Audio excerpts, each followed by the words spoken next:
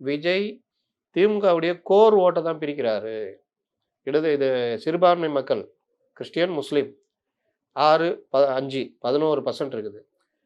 பட்டியலின மக்கள், பெண்கள் இது எல்லாம் பிரிக்கிறது வந்து திமுகவுக்குன்னே இருக்கிற ஓட்டு இது. அப்ப அங்கே அடிமடியிலே கை வைக்கும் பொழுது, அது தன்னை பாதிக்கும்ன்ற பயத்தில தான் விஜயை அவர்கள் அணுகுகிறார்கள். சரி, ஒரு பெரிய அதிர்ஷ்டம் திமுகவுக்கு என்னன்னா, விஜயால பேச தெரியல. பெருசா பேச வரல. அவர்களால அரசியல் செய்ய முடியல. இல்லன்னா, விஜயை தாண்டி மற்ற தலைவர்கள் திமுகவோடு ஏதோ ஒரு வகையில நெருக்கமாக இருக்கிறார்கள். 2 இதுல ஏதோ ஒண்ணு.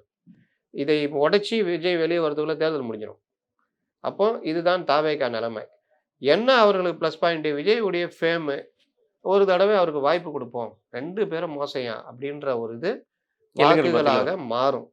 இது வாக்குகளாக மாறுமே தவிர, உறுப்பினர்களாக மாறுமானா மாறாதுன்றது தான். அதனால இது கிட்டத்தட்ட ஏடிஎம்கே தன்னுடைய இதை எடுத்து கிளம்புறாங்க.